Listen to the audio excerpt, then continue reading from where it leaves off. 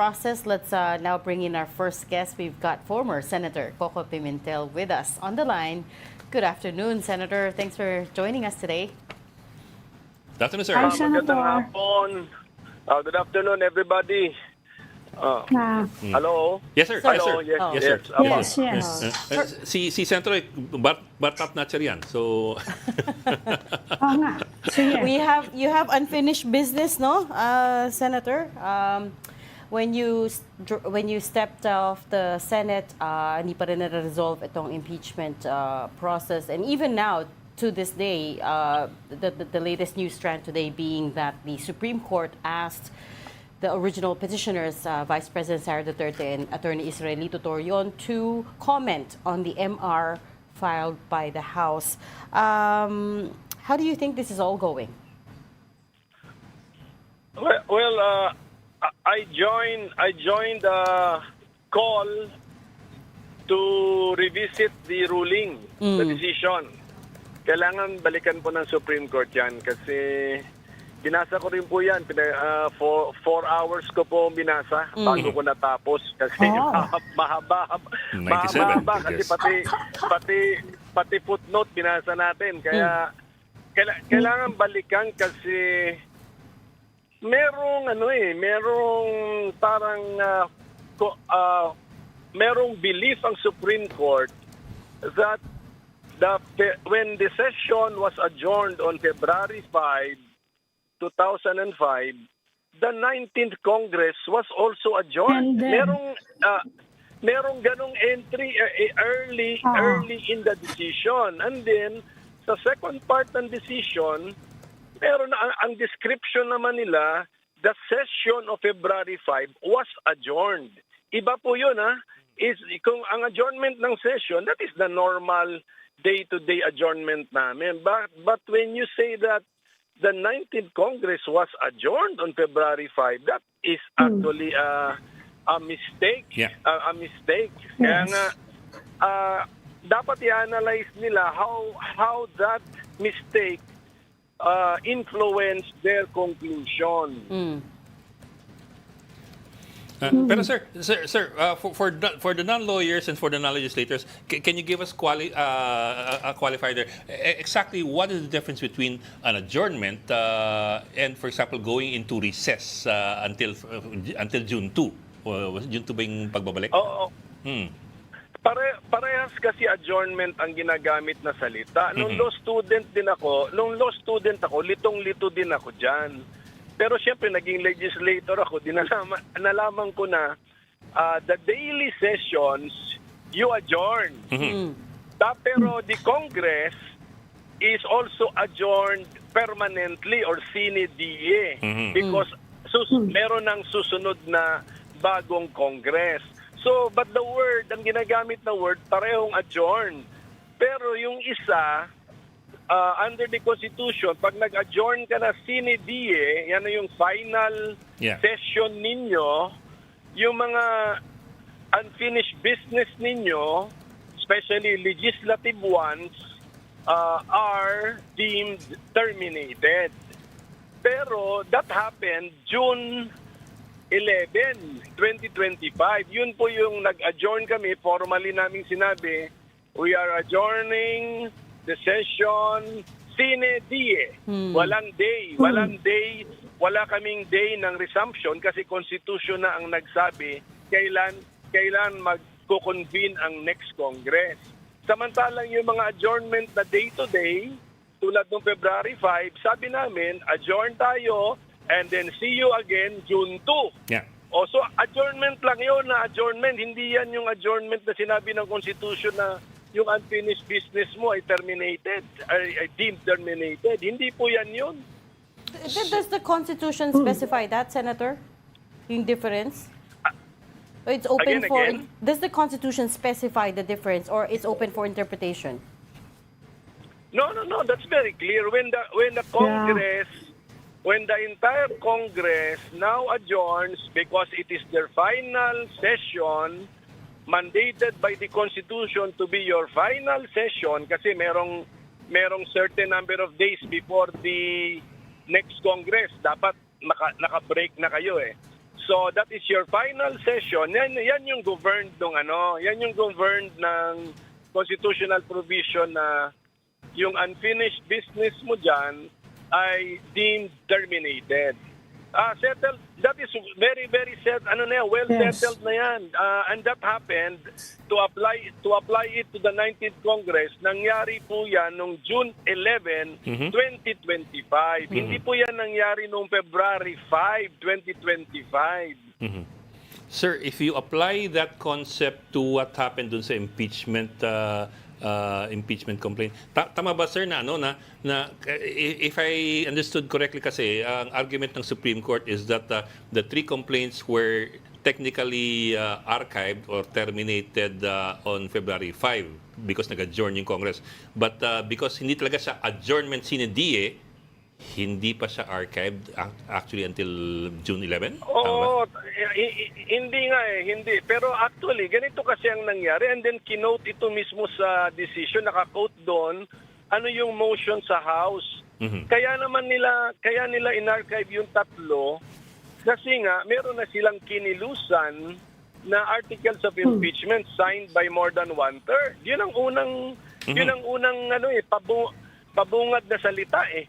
Because there's already a verified complaint signed by more than one-third of the members of this House. This shall become the articles of impeachment. The period. And then sabi, anong gawin natin doon sa tatlo? I-archive na. So, kitang-kita na may reasoning. Nakitang-kita natin yung reasoning. Hindi naman in-archive lang yung tatlo dahil lang sa nag-adjourn lang ang session day. Hindi po. So, there was a reasoning there. So, Senator, pinag-uusapan ngayon kung anong mangyayari bukas. Kasi of course, earlier this week, sinabi na nga na around 19, over the weekend actually, around 19 to 20 senators that will be voting for the Senate to bow na lang to the Supreme Court. Paano ngayon? Nagkaroon ng motion for reconsideration at inaksyonan ng Supreme Court yung MR by asking for a comment from the Vice President and her lawyer. So, pwede ba nating sabihin, hindi pa final yung order na yan ng Supreme Court, pwede ba maghintay muna kayo sandali before voting on this? I'm talking about the Senate. Yes, tama. That is the better course of action ng Senado. Tama naman na mag-MR ang House of Representatives, tapos mabilis naman pala ang kilos ng Supreme Court. Pero hindi ko alam yun. Hindi ko alam yung kilos sa Supreme Court. You are the ones informing me na kumilos Ngayon ng lang Supreme yan, Court. Senator. Yes, sir. Madam. Yeah. Okay, so breaking Yes, news sir, pala speaking. yan. So, Yes. so kung kumilos na rin ng Supreme Court, I think the better course of action ng Senado is to await the resolution of the Supreme Court sa kanilang sa MR. But ang sabi rin ng mga tao, exercise in futility lang naman daw yon dahil karamihan daw sa senador, talagang ayaw na mag-trial. Pwede ba whatever the Supreme Court rules, pwede bang magdesisyon ng mga senador? Huwag na nating itry yan. Dapat hindi. Pwede ba yun? Kasi ako matagal ko ng interpretation, hindi pwede yun kasi trial by the Senate shall forthwith proceed. Yun na nga, balik na naman tayo ron sa... Forthwith. Kasi Yes. ang nangyari kasi rito, very specific paragraph ng Constitution ang in play, ang in effect kasi ito mismo yung nangyari. There is a verified complaint signed by more than one-third of the House. Therefore, ito na dapat ang itinuring na articles of impeachment and trial by the Senate shall forthwith proceed. So, Meaning merong very Senator, hindi specific- option yung hindi option for the senators na hindi mag-trial. Parang hindi mo sinunod yung utos ng Constitution that trial by the Senate shall forthwith proceed kasi yung very specific subparagraph na yun yung applicable sa situation very very applicable, eksakto more than one-third, tapos ayan na verified naman ng more than one-third. Therefore, ano ang utos ng Constitution? Trial by the Senate. So, trial. Kaya nga, yung due process rights nung impeached official, yun na yun. Automatic na sa trial yun. Yun ang meaning natin ng trial. Kung titingnan natin ang rules of court, merong ang order of trial dyan na after the prosecution, yung defense, yung accused naman or defense naman ang susunod, talagang pagbibigyan siya eh. So meron talagang guarantee of due process, the right to be heard. Of course, at this point, Senator, everyone knows that sole authority to initiate is with the House, sole authority to try is with the Senate. Isa lang ang caveat here, which is pag nagkaroon ng grave abuse of discretion, that's when the Supreme Court can step in. Do you think they should have stepped in this instance? In this instance kasi, I believe very specific yung yung paragraph involved eh. And swak na swak eh, pasok na pasok. So yun na yun. So trial by the Senate shall proceed. And then tanggapin na natin yung verdict ng Senado. Ang importante, nag-trial at kahit i-acquit nila, okay yun, tanggapin ng taong bayan yun. Acquit or guilty. Sir, tapos sir, yung ruling ng Supreme Court kasi says that the Speaker and the Section, they do not have the discretion to delay or defer yung paggalaw ng isang impeachment complaint na verified. I'm wondering lang, ano yung sabihin nun? Does this mean that any complaint that is filed with the House has to be acted upon and thereby initiated regardless of whether or not the House wants to move forward with that complaint or not? Kasi for example, 'di ba, yung panahon ni GMA, ang daming mga serial impeachment filers eh. To immunize the people in power. So ano talaga yung what really works? Does the House have to act on each and every one? And by act, I mean, does it have to refer to the Justice Committee, thereby triggering the one-year bar, even if it doesn't like that impeachment complaint? Ang standards kasi na nasa Constitution,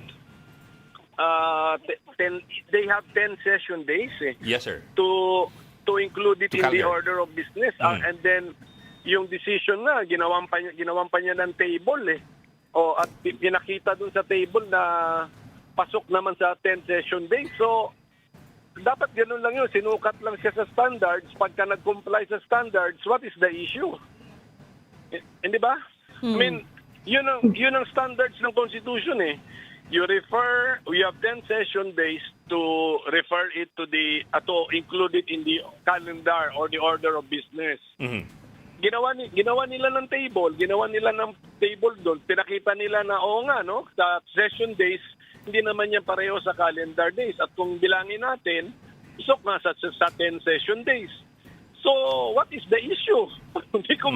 Why is there still an issue? Hindi naman sinabi doon na refer it immediately. Sinabi doon you have 10 session days. So in-examine ng Supreme Court.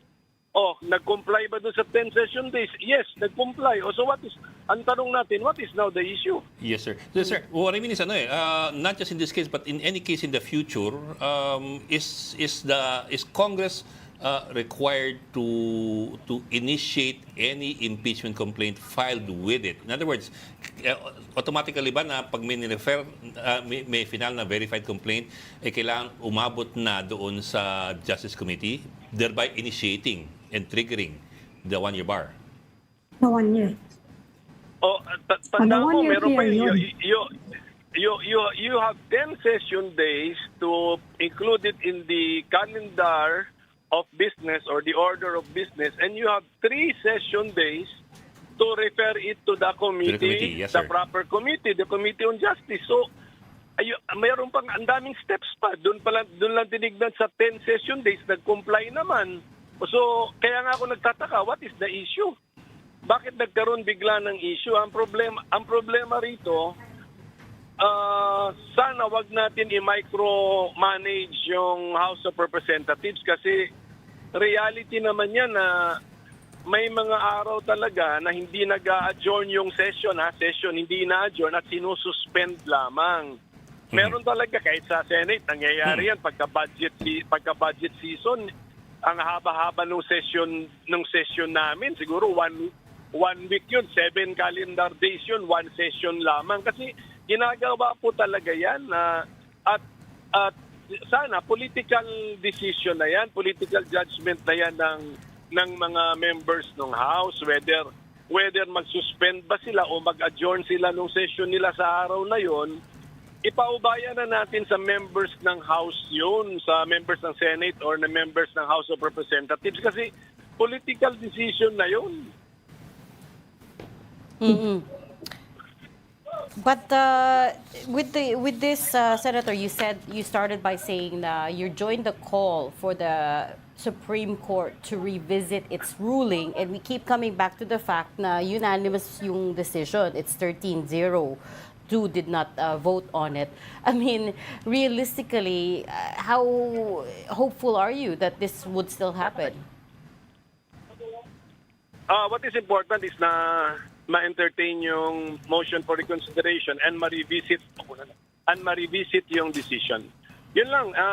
If they will reaffirm their decision, so be it. Yan naman yung power nila Pero ang importante is ma-revisit po yung decision.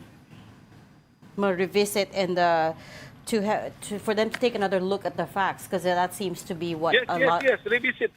Revisit, review each paragraph, each assumption. May mga assumptions kasi ron Especially that assumption that the February 5 adjournment was the adjournment of the 19th Congress. That is a wrong conclusion actually. So kung makikita natin, apparently siguro yung writer nung first part, that was the assumption of the writer of the first part. Pero sa second part, meron yung whoever drafted the second part, sinabi niya that the session of February 5 was adjourned. Very clear siya doon. Session lang ang na-adjourn. Hindi yung Congress ang nag-adjourn. So may inconsistencies between the first and second parts. Yes, Senator, napansin may ko mga yun. nagsasabi. When I was reading the decision, yun ang napansin ko. Yung first part, early in the decision, ganun ang sabi niya. The 19th Congress adjourned. Yeah. And then ang date nung yung nagsulat man noon, ang date niya February 5. Yeah. Mali po 'yun. That is a factually wrong statement. And then i-review ngayon ng court because of that assumption na akala nila February 5 nag-adjourn, how did this affect their conclusion? Okay.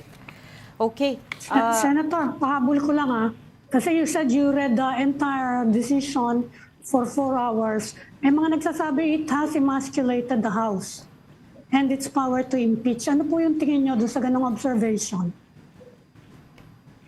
Ang impression ko, mas mahirap na ngayon mag-impeach at saka parang each step of the way pwede mong itakbo sa Supreme Court kasi pati daw yung evidence na ipapasa mo sa Committee on Justice dapat daw substantial enough to prove the charges. Pagdating sa ganun, who will decide kung substantial enough? You will always now go to the Supreme Court.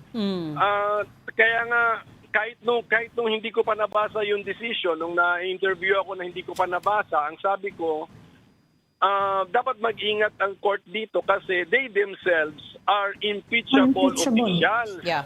Kung pahirapan nila ngayon ang process at saka each step of the way pwedeng itakbo sa kanila, paano na ngayon yan when in the future the subject official of the impeachment is a member of the court. Yeah. That is now the big problem. That is why kailangan i-revisit. And then kung tutuusin, may napansin nga ako dun sa decision na diniscuss din doon ng Supreme Court. Sabi ko, bakit na madi-discuss ang Supreme Court sa kasong ito? So, basta ako, I joined the call to have the decision reviewed and revisited.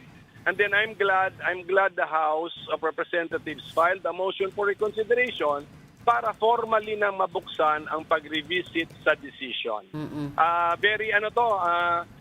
Kailangan aralin ng mabuti kasi mabigat pong implications ito sa future. Hindi lang natin siguro nakikita ngayon, but Yeah. mabigat po ito sa future po. Yeah. Opo. That's also what the other legal experts have told us. It has a lot of implications for accountability in the future. But we will leave the conversation there for now. Thank you so much for making time to talk to us today, former Senator Coco Salamat po. Pimentel.